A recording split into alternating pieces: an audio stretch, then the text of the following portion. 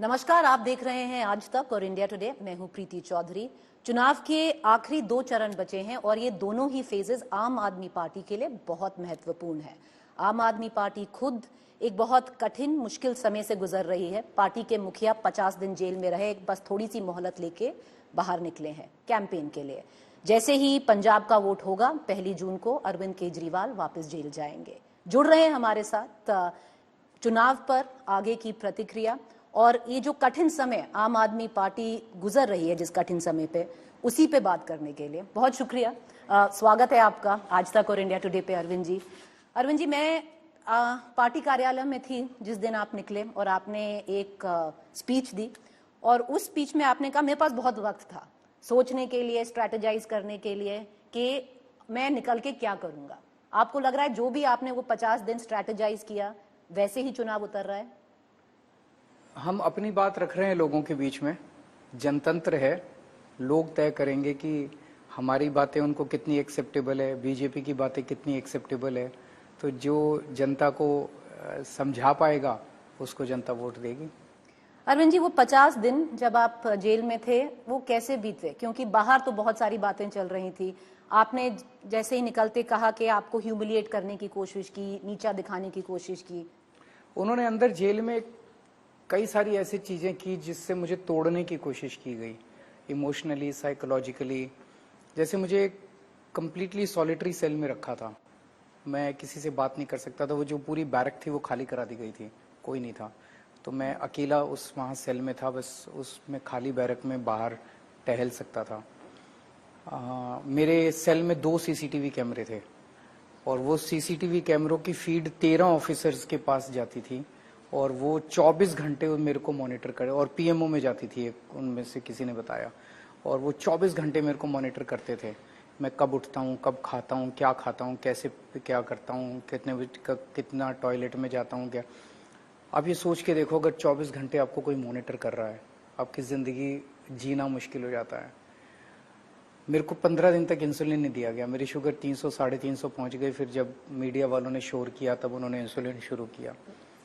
इतना दिन इंसुलिन, अगर शुगर ज़्यादा रह जाए तो किडनी और लीवर पे अफेक्ट करना चालू कर देती है। भगवंत मान जब आए, उनसे जेल मैनुअल के अंदर है कि फेस टू फेस मुलाकात की करवाई जा सकती है कमरे के अंदर बैठ के। और अभी तक जितने तिहाड़ जेल में पॉलिटिकल प्रिजनर्स गए सबको इस तरह से फेस टू फेस मुलाकात मेरे को नहीं करवाई गई। मेरी वाइफ आती थी तो सलाखों के इस तरफ वो और इस तरफ मैं, भगवंत मान सलाखों के इस तरफ वो और इस तरफ मैं। एक दिन मेरी वाइफ मिलना चाहती थी, उन्हें मिलने से मना कर दिया गया। तो इस तरह की कई सारी घटनाएं थी, लेकिन अंदर मैंने बहुत मेडिटेशन की, 2 बार गीता पढ़ी पूरी की पूरी, रामायण पढ़ी, कई किताबें पढ़ी। सो ये लोग मुझे तोड़ नहीं पाए। इनका मकसद था कि किसी भी तरह से, मेरे जो सिक्योरिटी गार्ड थे वो बताते थे कि उनको बुला बुला के पूछा जाता था सीएम साहब डिप्रेशन में तो नहीं थे, सीएम साहब रो तो नहीं रहे थे। सो उनका मकसद था तोड़ने का। आप कह रहे हैं कि 2 सीसीटीवी लगे हुए थे आपके जेल सेल में। आपका जो टॉयलेट बाथरूम जेल सेल में ही था? हाँ जी। तो वो सीसीटीवी के वो दायरे उनका में था? एंगल इस तरह से था कि वो पोर्शन अवॉइड। टीवी था? सब कुछ, हाँ, टीवी तो हर सेल आप में। देखते थे? आपको पता था कि बाहर क्या हो रहा है? हाँ जी। कैसे देखते थे और क्या सोचते थे? नहीं, बस क्या, जो घटनाएं घट रही थी वो देख रहे थे टीवी के ऊपर। मुझे बताइए, आप कह रहे हैं कि इंसुलिन आपका रोक दिया गया। अरविंद जी, बाहर तो ईडी ने कोर्ट में कहा कि अरविंद केजरीवाल इतने आम खा रहे हैं जेल के अंदर कि वो जानबूझ के अपना इंसुलिन बढ़ाना चाह रहे हैं। एक चीज बताइए, फ्रूट्स अलाउड थे कोर्ट के, उसमें जो कोर्ट का ऑर्डर था, और जो मेरे को उसमें अगर आपके पास 15 पीसेस आते हैं फ्रूट्स के, उसमें अगर 2 छोटे छोटे पीस अगर आम के हैं तो उसको, और वो भी 30 दिन के अंदर अगर 2 बार या 3 बार आ गए तो वो मुद्दा है क्या? एक बार जब नवरात्रे शुरू हुए तो मेरी वाइफ ने मेरे लिए प्रसाद भेज दिया आलू पूरी का, तो वो मुद्दा है क्या? तो बेसिकली तो वो बदनाम करने के लिए और वो करने के लिए पूरा नाटक रचा गया था। दवा ना देना, आप कह रहे हो कि 15 दिन तक आपका इंसुलिन होल्ड करके दिया और आप मरीज हैं डायबिटीज के। क्यों? मैं डेली मुझे 4 इंजेक्शन 10 साल से इंसुलिन ले रहा हूँ मैं, और 10 साल से डेली 4 बार इंजेक्शन मेरे को लगते हैं मेरे पेट में। मेरे इंजेक्शन रोक दिए गए। क्यों आपको लगा आपके इंजेक्शन रोक दिए गए? मुझे नहीं पता इनकी क्या मंशा थी, लेकिन इतिहास गवाह है कि कई बार विरोधियों को जेल में डाल के उनके शरीर के साथ, उनके शरीर के अंगों के साथ खिलवाड़ किया जाता है। आपके चेकअप होता था, डॉक्टर वगैरह सब आते थे? उनको कई बार सुबह शाम आते थे। हर बार मैं बोलता था कि मेरा शुगर इतना बढ़ता जा रहा है, आप इंसुलिन हम मॉनिटर कर रहे हैं, जब जरूरत होगी तो। मैंने कहा 300 हो गया, 350 हो गया शुगर। तो फिर 15 जब बात बढ़ी आपने, जब शोर हुआ बाहर और कोर्ट में हमने एप्लीकेशन डाली, तब इंसुलिन आप देना शुरू किया। अरविंद जी, मैं वापस उसी पहली स्पीच पे लेके जाऊंगी, क्योंकि आपका काडर एक बहुत रिवाइव्ड सा लग रहा था ऑन ग्राउंड, जो कार्यालय में आपने स्पीच दी। आपने बहुत कुछ बोला, आपने ऑफ कोर्स स्ट्रैटेजी के बारे में बोला, पर आपने ये भी कहा 2-3 चीजें पॉलिटिकली आपने बोली, जिसका मान लीजिए अभी कोई फैक्ट नहीं है, तथ्य नहीं है, पर बीजेपी के बहुत सारे लीडर्स उसमें उतर गए और रिटॉर्ट किया। उनमें से एक चीज थी कि आप मोदी जी के लिए वोट नहीं दे रहे हैं, आप अमित शाह के लिए वोट दे रहे हैं, क्योंकि अगले साल मोदी जी क्योंकि 75 इयर्स के हो जाएंगे और अमित शाह जाएंगे। इसमें ना कोई फैक्ट है, ना मोदी जी ने कभी ऐसा बोला है, ना अमित शाह ने बोला है। आपने कहां से आपको ये सूझ गया? अब नेट पे सर्च मार लो। अमित शाह जी ने खुद 2019 में बोला था कि 75 साल के सब लोगों को रिटायर कर रहे हैं हम लोग, और इसके ऊपर कोई कॉम्प्रोमाइज नहीं है। 2014 में प्रधानमंत्री बनने के बाद प्रधानमंत्री जी ने खुद ही ये रूल लगाया था कि युवाओं को मौका मिलना चाहिए। 75 साल के बाद बीजेपी के संगठन में भी और सरकार में भी किसी को कोई पद नहीं दिया जाएगा। उसी के तहत आडवाणी जी को रिटायर किया गया, मुरली मनोहर जोशी जी को रिटायर किया गया, सुमित्रा महाजन जी को इस्तीफा दिलवा के रिटायर करवाया गया, यशवंत सिन्हा को रिटायर किया गया, न जाने कितने लोगों की टिकटें काटी गई। तो जाहिर तौर पे जो रूल उन्होंने बनाया वो खुद पे तो लागू करेंगे ही करेंगे। पर किसने बोला अमित शाह है? सबको मालूम है कि अमित शाह, तो प्रधानमंत्री जी ने अंदर इनके इस टाइम काफी अगली सक्सेशन वॉर चल रहा है। जिस तरह से प्रधानमंत्री जी ने एक एक करके सब नेताओं का पत्ता काट दिया है, शिवराज सिंह चौहान को भी हटा दिया, वसुंधरा राजे को भी हटा दिया, खट्टर साहब को भी हटा दिया, डॉक्टर रमन सिंह को भी हटा दिया, देवेंद्र फडणवीस को भी हटा दिया, योगी जी बचे हैं। योगी जी को अब सब लोग कह रहे हैं कि चर्चा घर घर में चर्चा है कि अब योगी जी को हटाया जाएगा, ताकि अमित शाह जी का रास्ता साफ किया जा सके सक्सेशन के लिए। योगी जी उसको लेके अंदर इनके काफी ज्यादा तनाव है पूरी पार्टी के अंदर, बिकॉज प्रधानमंत्री जी अमित शाह जी को बनाना चाहते हैं, बाकी पार्टी इसके पक्ष में नहीं है। पर अमित शाह जी ने तो साफ कहा है, जैसे आपका बयान आया, उन्होंने अगले दिन साफ किया कि मोदी जी ही प्रधानमंत्री रहेंगे। मोदी जी ने नहीं कहा ना, वो तो नॉर्मली होता है कि जितने भी चेले चपाटे होते हैं वो सारे कहते हैं नहीं नहीं हमारा नेता ही रहेगा, हमारे नेता ही। प्रधानमंत्री जी ने नहीं कहा मैं रहूंगा। प्रधानमंत्री जी ने अभी ये नहीं कहा कि वो रूल मैंने आडवाणी जी के लिए बनाया था, अपने लिए नहीं बनाया था। रूल तो रूल है, तो वो तो सब पे लागू होगा। प्रधानमंत्री जी या तो कह दें, अपने मुंह से कह दें कि मैं रिटायर नहीं होऊंगा, वो रूल मैंने आडवाणी जी के लिए बनाया था, तो जनता समझ जाएगी। दूसरी चीज आपने बोली और योगी जी ने उसके बाद में आके कसकर जवाब भी दिया। आप झूठ फैला रहे हैं जो आप कह रहे हैं कि योगी जी को मिनिमाइज करना चाहते हैं या उनका पत्ता काटना चाह रहे हैं। बाकी किसी ने खंडन नहीं किया इसका, किसी भी बीजेपी वाले ने आके खंडन किया कि नहीं योगी जी को नहीं हटा रहे, किसी ने खंडन नहीं किया। तो हो रहा है वो, और उत्तर प्रदेश के घर, उत्तर प्रदेश का पूरे देश के बच्चा बच्चा ये बात कह रहा है। मैंने मुखर होके बोल दी, ये बात अभी तक दबी जबान में पूरे देश में चल रही थी। जब आप जेल में थे मुख्यमंत्री जी, उस वक्त जो आपकी वाइफ थी सुनीता केजरीवाल, वो एक लिंक बनी आप में और आपके जो बाहर जनता है। मतलब अरविंद केजरीवाल की मान लीजिए आवाज सुनीता केजरीवाल थी। जमकर उन्होंने कैंपेन किया। इसमें बीजेपी ने बोला है देखिए अरविंद केजरीवाल ने करप्शन पे तो बोलना छोड़ ही दिया है, पर उन्होंने ऐसी पार्टीज को रोल मॉडल बना लिया है जो करप्शन में लिप्त हैं। उन्होंने एग्जाम्पल दिया लालू प्रसाद का, यादव का, जिनके साथ आप खड़े हुए हैं इस चुनाव में, और कि आप उन्हीं को एम्यूलेट कर रहे हैं और जो राबड़ी देवी मॉडल है वो आप अपना रहे हैं। नहीं, सुनीता, मैं भगवान का शुक्रगुजार हूँ, उन्होंने इतना अच्छा लाइफ पार्टनर दिया, और मेरे जैसे सन की हस्बैंड को उसने पूरी जिंदगी बर्दाश्त किया। नहीं तो मैं जब इनकम टैक्स में कमिश्नर की नौकरी करता था तो एक दिन मैं अचानक इस्तीफा दे के आ गया और घर आके मैंने बताया कि मैंने इस्तीफा दे दिया और मैं अब दिल्ली की झुग्गियों में जाके काम करूंगा। आप सोच के देखो वाइफ पे क्या गुजरेगी। उससे डिस्कस करके नहीं गया था मैं, वाइफ तो पागल हो जाएगी बिल्कुल, लेकिन उसने मेरा साथ दिया, उन दिनों में भी साथ दिया। तब तो मेरे कोई राजनीति में नहीं था, कोई चुनाव नहीं लड़ता था, कोई फ्यूचर ही नहीं था। दिल्ली की झुग्गियों में मैंने 10 साल काम किया, 1 नहीं 2 नहीं 10 साल काम किया, पर उन्होंने मेरा हमेशा साथ दिया। मेरा तो पैशन था, उनका तो नहीं था। फिर जब अभी मैं जेल गया तो उन्होंने इस इमरजेंसी पीरियड में मेरे और जनता के बीच में एक लिंक का काम किया। उनका एक्टिव राजनीति में पार्टिसिपेट करने में कोई इंटरेस्ट नहीं है, वो चुनाव नहीं लड़ेंगे, नहीं लड़ना चाहती हैं। एक फॉलो अप क्वेश्चन करूंगी, अगर अरविंद केजरीवाल जेल में रहते हैं, 7 महीने बाद दिल्ली चुनाव होगा, उसमें हो सकता है कि सुनीता केजरीवाल जी अरविंद केजरीवाल जी की जगह नई दिल्ली लड़ लें? नहीं लड़ेंगे, वो नहीं लड़ेंगे, चाहे आप जेल में भी। वो मैं अगर जेल में इन्होंने रखा तो जेल से चुनाव अगर मैं लड़ूंगा 70 की 70 सीट आएंगे, जनता उसका जवाब देगी। और कुछ लोग कह रहे हैं कि मेरे कई मंत्रियों को जेल में डाल देंगे, विधायकों को। आप 70 के 70 विधायकों को जेल में डाल दो और चुनाव करा के देख लो दिल्ली में। आपको क्या लगता है जनता बेवकूफ है? जनता देख नहीं रही हो क्या रहा है?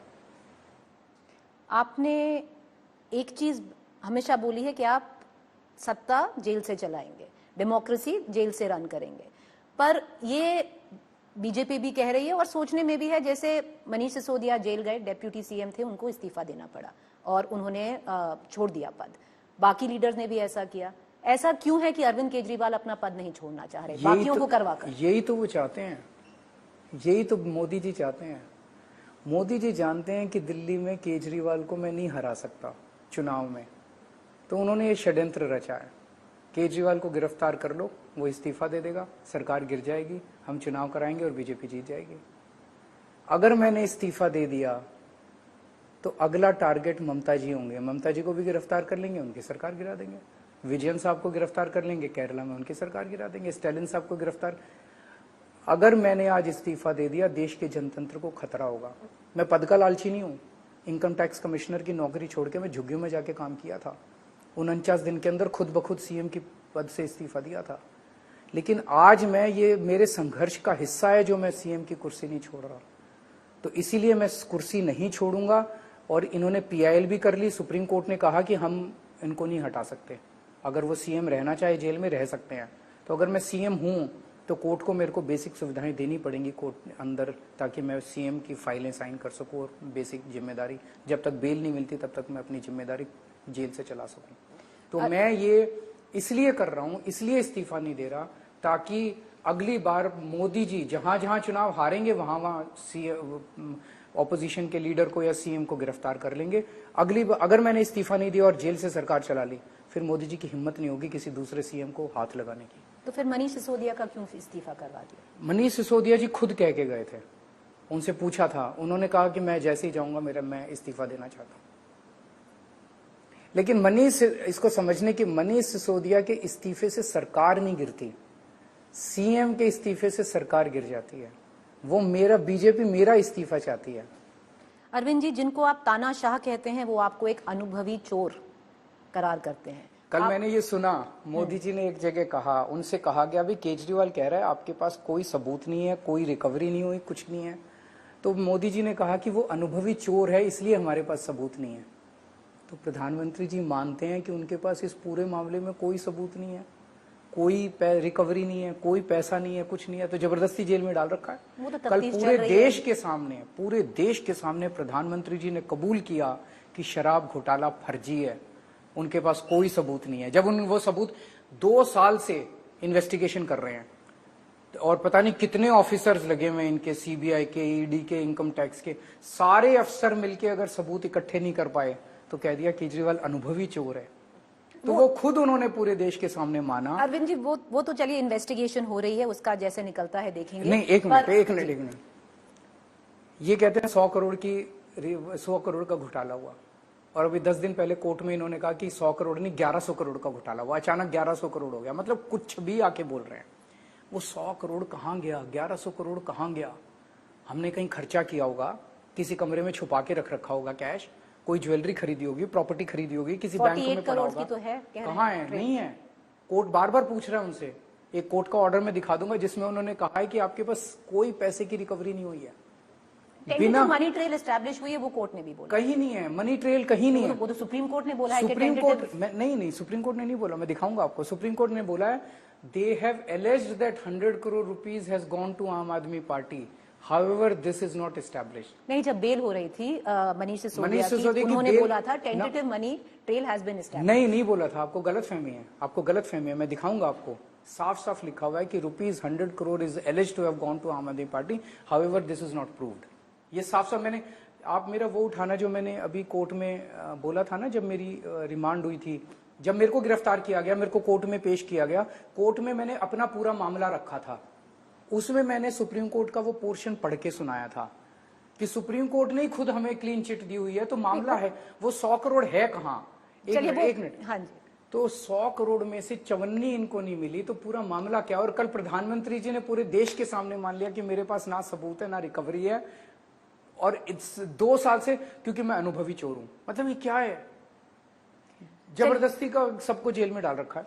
चलिए, वो सुप्रीम कोर्ट के तो बहुत ऑर्डर हैं, मतलब आप आर्ग्यू कर सकते हैं, मैं उस पर कुछ और बोल सकती हूँ, पर उसमें आगे बढ़ते हैं। सवाल ये है अरविंद केजरीवाल जी, जिनको आप तानाशाह कह रहे हैं, क्यों तानाशाह बोलते हैं? क्योंकि देखिए, आप भी तो बाहर ही आए हैं ना, बेल बाकायदा आपको कोर्ट ने दी है, मैं आपको इंटरव्यू कर रही हूँ, आप आकर इस प्लेटफॉर्म में तानाशाह बोल पा रहे हैं, तो कैसी तानाशाह? मुझे खुशी है आपने ये बात कही।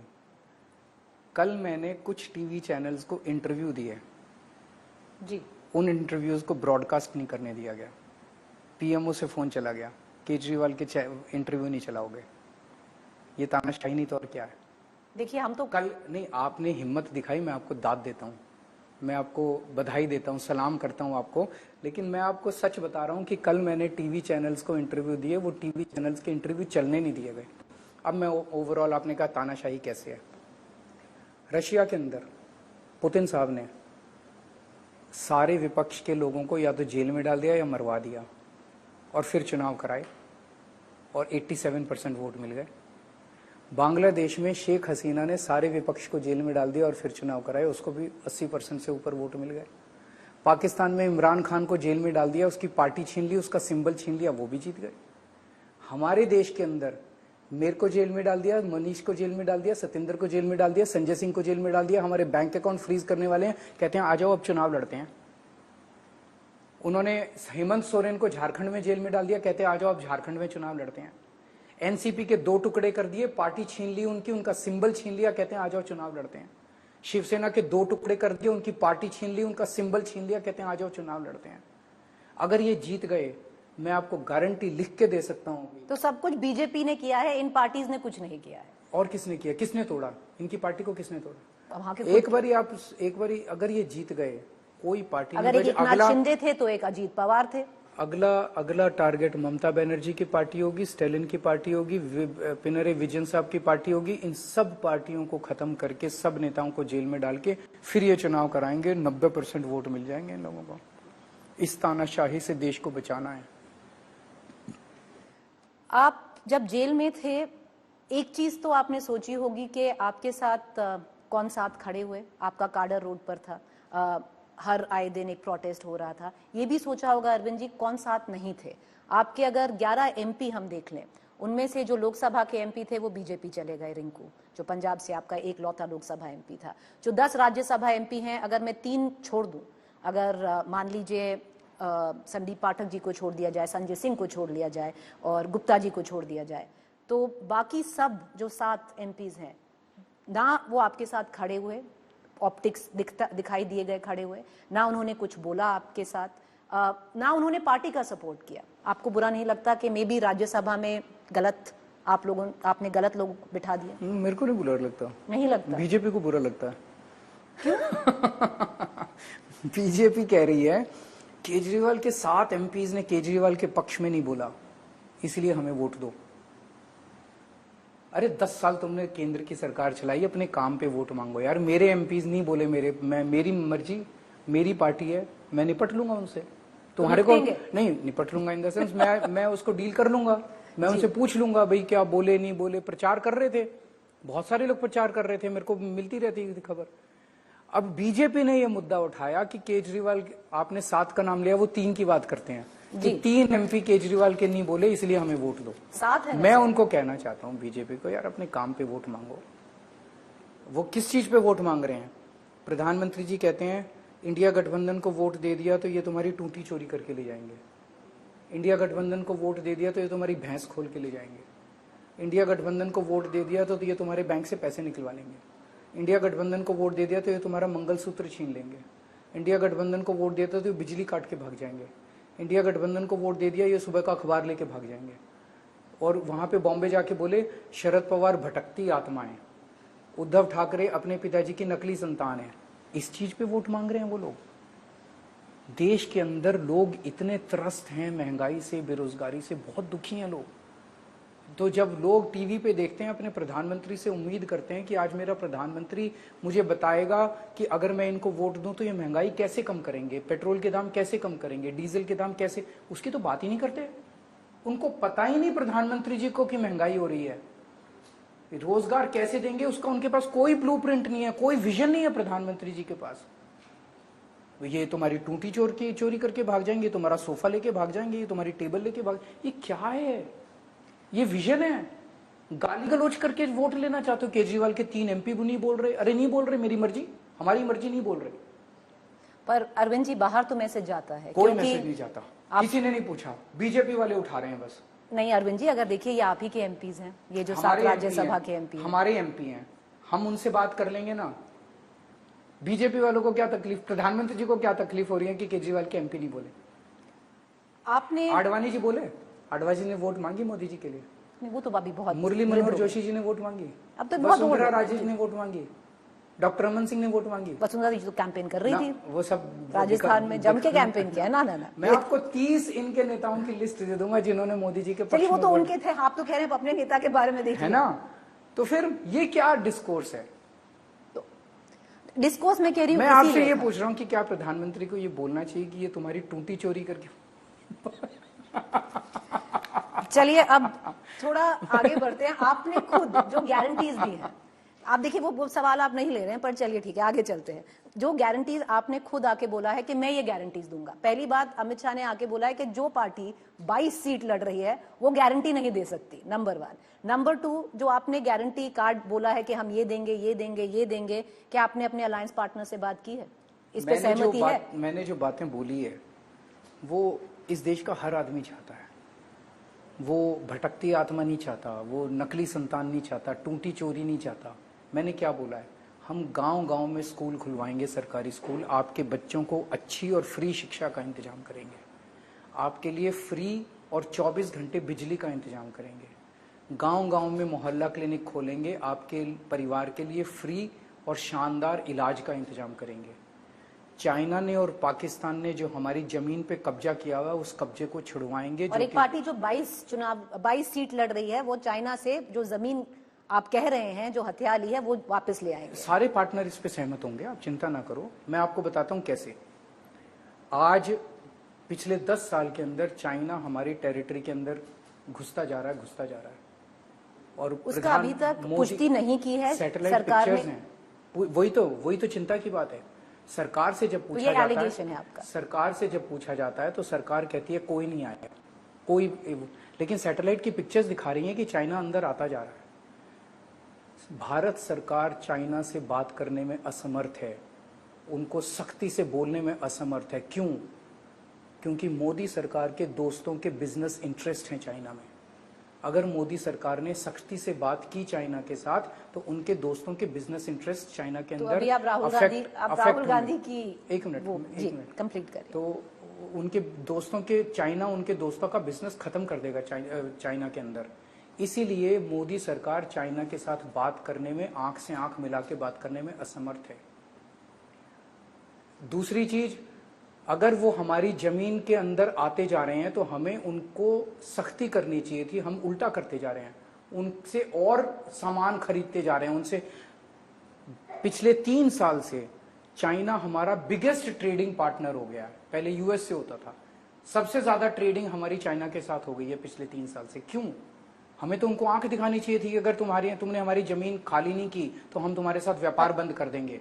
वो करने की बजाय हम उनसे और व्यापार का और इनाम देते जा रहे हैं। अभी तक अगर हमारी सरकार बनी इंडिया गठबंधन की तो हमारे किसी दोस्त का बिजनेस वहां नहीं है, हम सबसे ऊपर सिक्योरिटी और हमारे बॉर्डर डिस्प्यूट्स को रखेंगे कि पहले इसको सॉल्व करो, उसके बाद व्यापार होगा। पर अरविंद जी, इसका अभी तक कोई फैक्ट नहीं है, तथ्य नहीं है, और ये बार बार यही एलिगेशन लगता है कि अरविंद केजरीवाल बिना तथ्य और फैक्ट्स के, अगर भारत सरकार देश को गुमराह कर रही है तो हम अपनी आंखें बंद करके सो जाएं? हम अपनी सरकार से ना पूछें? अगर सैटेलाइट की पिक्चर्स आ रही हैं और दिखा रही हैं कि उन्होंने हमारी टेरिटरी के अंदर घुस के पुल बनाने शुरू कर दिए, सड़कें बनानी शुरू कर दी, हम सो जाएं, हम कुछ बात, हम उसकी आवाज ना उठाएं? बिल्कुल उठाएंगे हम अपने सरकार की खिलाफ आवाज। पर चलिए, अभी वही बात है कि इसके अभी तक कोई फैक्ट नहीं है। आप कह रहे हैं सैटेलाइट इमेजेस हैं, ये आपकी एलिगेशन है। दिल्ली की बात करते हैं मुख्यमंत्री जी। अभी 7 सीट हैं दिल्ली की जिनका चुनाव होने जा रहा है। एक चीज हमेशा देखनी हुई आई है कि जो आपको जमकर वोट करता है वही वोटर जब लोकसभा आ जाता है वो मोदी जी का वोटर बन जाता है, वो मोदी जी को वोट करता है। एक अलायंस बहुत मुश्किल से हो पाया है आपका कांग्रेस के साथ। ठीक चल रहा है? आपको लगता है इस बार कुछ हो पाएगा? जो 7 सीट आप मिलकर लड़ रहे हैं दिल्ली में। शुरू में हिकअप्स थे कांग्रेस के साथ। क्या हिकअप्स थे? हमारी पुरानी हॉस्टिलिटीज थी भाई, हमेशा एक दूसरे के खिलाफ लड़े थे। तो गठबंधन के बाद हर लेवल पे काम करने में कई सारी अड़चने थी, लेकिन अब वो अड़चने दूर कर दी गई हैं। और मैं देख रहा हूं, मैंने उनके कैंडिडेट्स के लिए भी प्रचार किया, उनके नेता हमारे कैंडिडेट्स के लिए प्रचार कर रहे हैं। सचिन पायलट जी आए थे अभी थोड़े दिन पहले। तो अब वो ऊपर से नीचे तक एक सिनर्जी है और मिलके काम कर रहे हैं। और मुझसे अगर आप 2 महीने पहले मेरी अरेस्ट के पहले पूछती कि कितनी सीट आ रही है, तो मैं कहता शायद 1-2 आ जाए। लेकिन अरेस्ट को लेके दिल्ली की जनता में बहुत ज्यादा गुस्सा है, बहुत ज्यादा। और वो इसका जवाब इस बार वोटिंग वाले दिन देगी दिल्ली की जनता। आप कह रहे हैं कि प्रचार दोनों तरफ से हो रहा है। हमने आपको देखा, आपने 7 सीटों पर जाकर प्रचार किया। आप कन्हैया कुमार के साथ खड़े हुए थे 2 दिन पहले। ये उल्टा नहीं दिखाई दे रहा है। सचिन पायलट जी आए थे। सचिन पायलट जी को छोड़ के राहुल गांधी, प्रियंका गांधी जो प्रचार कर रहे हैं, आपके साथ क्यों नहीं कर रहे? राहुल गांधी जी के साथ कई बार बात हुई। उनके पहले से मेरे को एक बड़ी छोटी सी विंडो मिली है 20 दिन की, जिसमें मैं भी कई जगह गया हूँ। तो डेट्स मैच नहीं कर पाई और अदरवाइज और इसमें कुछ नहीं था। हमारा 2-3 बार प्लान हुआ कि हम जॉइंट रोड शो करेंगे, हो नहीं पाया। थोड़ा सा तो अजीब लगेगा ना अरविंद केजरीवाल जी, जिस पार्टी की बिना पे आपने अपनी पॉलिटिक्स बनाई, अपनी पार्टी खड़ी करी, अब वक्त आने पर जाकर उसी पार्टी का बटन दबाएंगे आप और वो आपकी पार्टी का बटन दबाएंगे। हमारे सारे जितने हम साथ हैं, हमारे सामने एक ही है कि देश को बचाना है और तानाशाही से बचाना है। हम नहीं चाहते कि रशिया की तरह, बांग्लादेश की तरह, पाकिस्तान की तरह हमारी डेमोक्रेसी खत्म हो जाए। अरविंद जी, एक बहुत गंभीर चार्ज है आपके पास कि अरविंद केजरीवाल जो तानाशाही की बात करे, जो देश बचाने की बात करे, जो महिला के पक्ष में बात करे, आज एक बहुत गंभीर चार्जेस लगे हैं उनकी पार्टी पर और उनकी अपने खुद के पर्सनल सेक्रेटरी पर अरविंद केजरीवाल इस बार चुप हैं। नहीं, मैंने तो बोला है भाई, 2 वर्जन है। मैं मौके वारदात पे तो था नहीं। 2 वर्जन है, एक स्वाति जी ने दिया है पुलिस को और एक विभव ने दिया है पुलिस को। पुलिस ईमानदारी से जांच करे, अगर ये सही है तो इनके पक्ष में, ये सही है तो इनके पक्ष में। न्यायालय में केस चल रहा है, मैटर सब जुडिस है, तो न्यायालय न्याय करे। ये गलत है तो इनको सजा मिले, ये गलत है तो इनको सजा मिले। इसमें चार्ज ये है अरविंद जी कि अरविंद केजरीवाल ने पहले ही पक्ष डिसाइड कर लिया है वो किसकी तरफ खड़े हैं, तो इसमें इन्वेस्टिगेशन का क्या है? क्योंकि जब कंप्लेन हुआ, मैं तो जज हूं नहीं, जज हैं, अभी आरोप हैं, तो आरोप के बिना पे आप ये नहीं तय कर सकते ये सही है कि वो सही है। तो जज तय करेंगे कि कौन सही है और उसके बाद जो जज तय करेंगे उस पे। आपने अभी कोई पक्ष नहीं लिया? मैं पक्ष नहीं लेना चाहता, जो सही है उसको न्याय मिलना चाहिए। जो अभी कैंपेन है, आपको लगता है ये एक मुद्दा बन पाएगा कैंपेन का, या ये कैंपेन मोदी फैक्टर बनाम अरविंद केजरीवाल सिंपैथी फैक्टर होगा दिल्ली और पंजाब में? देखिए, कल जिस तरह से इन्होंने किया कि मेरे बूढ़े और बीमार माता पिता को निशाना बनाया, ये शायद भारतीय राजनीति में पहली बार हुआ होगा। राजनीति में नेता तो आपस में लड़ते थे, पार्टियां तो आपस में लड़ती थी, लेकिन किसी के बीमार और बूढ़े माँ बाप को नहीं खींचा जाता था। तो क्या मैं मोदी जी से पूछना चाहता हूं, आपको लगता है कि मेरे माँ बाप गुनहगार हैं? मेरे माँ बाप से वो पूछताछ करवाना चाहते हैं, पुलिस पूछ चाहता है कि क्या मेरे माँ बाप, बूढ़े माँ बाप गुनहगार हैं किसी चीज के? उनसे कहना चाहता हूं कि मेरे माँ बाप को प्रताड़ित मत कीजिए, ऊपर वाला देख रहा है। पर इस अरविंद जी, अगर हम पीछे जाएं, एक आपका ट्वीट है, उसमें आपने बोला है जब मोदी जी अपनी बूढ़ी माँ के कैमरे के सामने रहते थे तब आपने बोला था ये अच्छी चीज नहीं लगती। अब बीजेपी कह रही है, आपने भी तो कल वही किया है। मैंने क्या किया? पुलिस पूछताछ के लिए आने वाली थी जी, पुलिस का मैसेज आया परसों शाम को कि टाइम दे दीजिए। हमने 11:30 का टाइम दिया। 11:30 बजे मैं अपने माता पिता को लेकर उधर कमरे में जा रहा था, तो मैंने तो पुलिस को बुलाया नहीं था। पुलिस आ रही थी पूछताछ। मैं कौन सा मैंने तो ये नहीं कहा कि लाइन में खड़े हो जाओ नोटबंदी के लिए, मैं तो नहीं लेके गया नोटबंदी के लिए उनको। आपके माता पिता से पुलिस ने की पूछताछ? वो आए नहीं फिर लास्ट मोमेंट पे, क्योंकि चुनाव का टाइम था, उन्हें लगा नुकसान हो रहा है। अरविंद जी, आपने एक चीज और बोली है कि अगर 4 जून पर आपकी सरकार, इंडिया अलायंस की सरकार आती है तो आप छूट जाएंगे। तो ऐसा कैसे? क्योंकि एक प्रोसेस होता है, जुडिशरी होती है, लॉ एंड ऑर्डर होता है, तो उसकी कद्र नहीं है कि जैसे ही अगर सरकार आई आप छूट जाएंगे। आज जुडिशरी पे भी बहुत ज्यादा प्रेशर है, और अगर हमारी सरकार बनती है तो जुडिशरी अच्छे से न्याय कर पाएगी। झूठे केसेस जो हैं वो सब सारे झूठे केसेस खत्म किए जाएंगे, और जो असली चोर हैं जो इनकी पार्टी में गए हैं और जिनको वॉशिंग मशीन से धो दिया गया है, उन असली चोरों को पकड़ा जाएगा। आखिरी 2 सवाल करूंगी अरविंद जी। अगर मान लीजिए कि बीजेपी फिर पार में आती है, आप वापस जेल जाते हैं, एक बहुत कठिन वक्त है ये आपकी पार्टी के लिए, पहली पॉलिटिकल पार्टी है जिसको अक्यूज बनाया गया है ईडी ने, तो आगे आप पार्टी का फ्यूचर कैसे देखते हैं? जनता तय करेगी। आम आदमी पार्टी अब 4 लोगों की पार्टी नहीं, इस देश के करोड़ों लोगों की उम्मीद है आम आदमी पार्टी। इस देश के लोगों ने ऐसी कभी गवर्नेंस देखी नहीं थी। 75 साल के इतिहास में एक नेता बता दो जो कहता था मैं तुम्हारे बच्चों के लिए स्कूल बनवा दूंगा, मेरे को वोट दे दो। एक नेता बता दो जो कहता था मैं तुम्हारे घर के लोगों के लिए अस्पताल बनवा दूंगा, मोहल्ला क्लिनिक बना दूंगा, फ्री इलाज दे दूंगा, मेरे को वोट दे दो। फ्री बिजली दे दूंगा, 24 घंटे बिजली दे दूंगा, मेरे को वोट दे दो। अकेली पार्टी है। केजरीवाल इंपॉर्टेंट नहीं है, मैं रहूं ना रहूं, पर लड़ेंगे और छोड़ेंगे नहीं। लेकिन ये विचार जो है, ये गवर्नेंस का मॉडल जो है, ये अब सालों साल चलेगा और आप पीछे नहीं हटने वाले। मैं इंपॉर्टेंट हूं ही नहीं। मेरे को अगर ये फांसी पे चढ़ा देंगे, भारत 100 केजरीवाल पैदा कर देगा। आखिरी सवाल अरविंद जी, 4 जून को तो पता नहीं क्या होगा, वो तो जनता जैसे आप कह रहे हैं डिसाइड करेगी, पर बीच में भविष्यवाणी बहुत हो रही है कि इंडिया अलायंस का कितना आएगा, बीजेपी का कितना आएगा, एनडीए का कितना आएगा। अब जिन्होंने आपके साथ काम किया, प्रशांत किशोर, उन्होंने बोला 300 पार है बड़े आराम से, सातों की सातों सीट दिल्ली भाजपा लेके जाएगी। भविष्यवाणी करेंगे कुछ, और या जो चल रही है उस पर टिप्पणी देंगे? मेरा अपना असेसमेंट है कि बीजेपी 220 से कम रहेगी और इंडिया अलायंस को 300 के करीब मिल सकती है। और जो 7 सीट हैं आपकी दिल्ली में, जैसे मैंने कहा कि अगर आप मुझसे 2 महीने पहले पूछते तो मैं 1 या 2 बोलता, लेकिन आज मुझे लगता है कि 7 सीटें बीजेपी हारेगी। ये जो अलायंस दिल्ली में इस बार है, क्या 7 महीने बाद कांग्रेस के साथ फिर रहेगा? अभी हम केवल 4 जून की सोच रहे हैं। चलिए, वापस 2 जून को जेल जाना होगा। अब कैसे देखते हैं? पिछले 50 दिन कठिन रहे थे? कठिन थे, लेकिन स्वतंत्रता सेनानियों ने, मैं पढ़ रहा था उनका पॉलिटिकल हिस्ट्री भी पढ़ रहा था अंदर बैठ के, जब भगत सिंह जेल गए थे उनके सामने तो कोई उम्मीद भी नहीं थी। जब जवाहरलाल नेहरू 10 साल वो जेल में रहे थे, गांधी जी कितने साल, चंद्रशेखर आजाद कितने साल जेल में रहे थे। मेरे सामने तो उम्मीद है कितनी देर, 1 महीना, 2 महीना, 5 महीने, 6 महीने, 10 महीने, 1 साल जेल में रख लेंगे, बाहर तो आना ही है, झूठा केस है।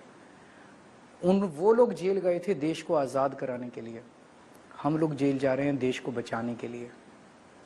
चलिए देखते हैं कौन देश बचाता है और जनता किसको पिक करती है। थैंक यू अरविंद केजरीवाल जी, बहुत शुक्रिया, आपने आज तक और इंडिया टुडे से बात की, जो अंग्रेजी में कहते हैं let the best man win. Good luck. शुक्रिया सर, शुक्रिया।